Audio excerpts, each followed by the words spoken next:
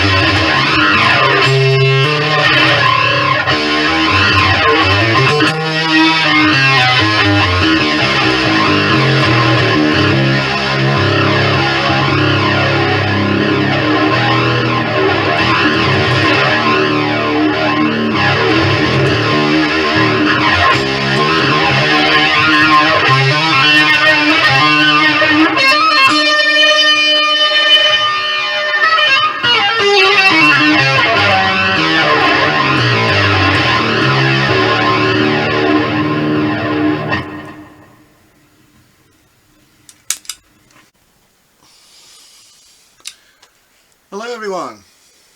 Right, before I start this talk, I want to show you something. Packet of potato chips. We call them crisps. Here's a challenge. How do you open it? Yep, like that. Right. Now maybe you tear yours. Where is he going with this? I'll tell you where I'm going with this. A few years ago, I was in a shop. There was a young mother there with she had a baby in a pram. You probably call it a stroller, but we call it a pram, pushchair. She must have, I mean, the baby. She was on solid food, so she can't have been that old.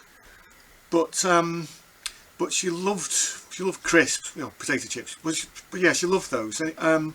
So her mum was there. She had a packet of these things, and the baby's there getting really excited. And of course, like she gives them to the baby to hold. Of course, the baby can't hold it because she hasn't developed the reflexes yet. She doesn't know how to do it. So she's got this big packet of crisps, and she doesn't know how to open it. So instead, she's like got in her fists like this, and she's like banging on these crisps, and it's probably like one of the most singularly frustrating but cutest things I've ever seen. But that's really just from that. It's amazing the amount of information you store away, isn't it? But from that moment, I've always thought that, that simple action of just like that, it takes skill, it takes finesse, and that's the analogy I want to use in this episode. That whatever level of musicianship you're at, you're going to find at some point you're going to feel frustrated. You're not going to be able to get to that next point. So there's some technique, there's some reflex. I'm saying, and here I'm saying reflex and technique as being sort of equivalent. that level of musicianship where technique and reflex are the same. But there's going to be some level which you're not quite at yet, and all you can really do is perhaps copy or emulate. But to actually get to that point of finesse where you can do this delicate work, that's going to take a bit of effort.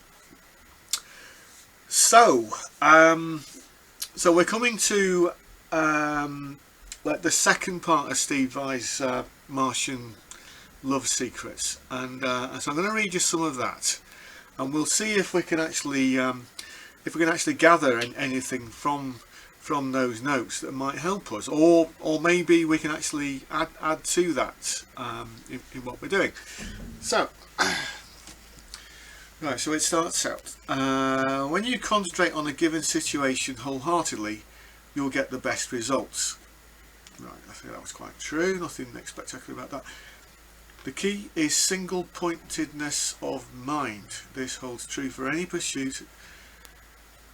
And then it gives the example of a bricklayer who concentrates on the work at hand, covers every detail, gets the job done quicker and better.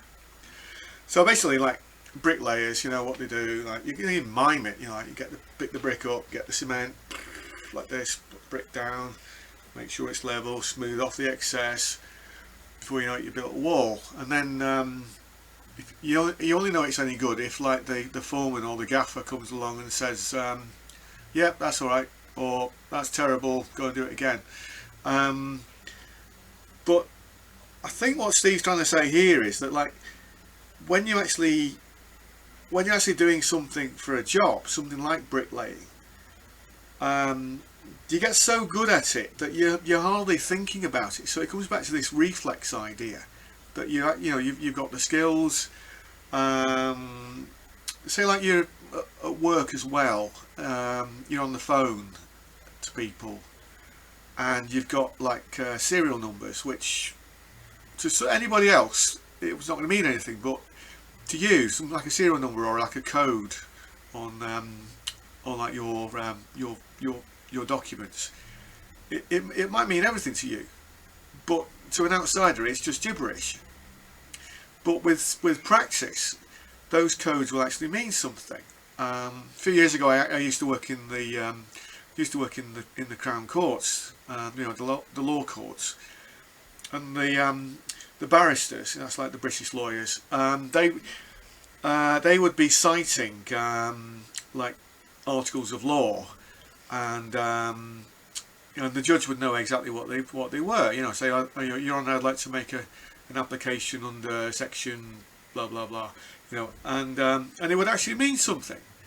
But you'd also find that, say, like some of the newer barristers that were coming on as training, they'd come straight from university. You know, they've written essays and things. They might have had their like first class honours degree and whatnot, and they've done the bar's exam and their pupillage, blah blah blah. But compared to like a really experienced lawyer, they were sort of like we're going, I don't know, you know, and sometimes it'd be really embarrassing and really frustrating, you know. So it's like another level, you know. Whatever level you're at, there's still something else which you need to learn, you know. Anyway, so we'll move on. So right, so he's talking about here's a musical example when I was transcribing music for Frank Zappa, doing everything from guitar and drum solos to orchestral scores and lead sheets. Well, I don't quite know the full story of that. Does that mean that, like, Frank would say, "Hey Steve, I've got a job for you. Get all this transcribed. Oh yeah, can you get it to us by tomorrow night? That'd be great. All right." I don't know whether it was like that or not, but anyway, we'll elaborate. So it says, I found myself spending 10 or 12 hours a day listening to just 1 minute of music. I was concentrating so intently that I felt dazed whenever I stopped for a moment, but I achieved unprecedented results.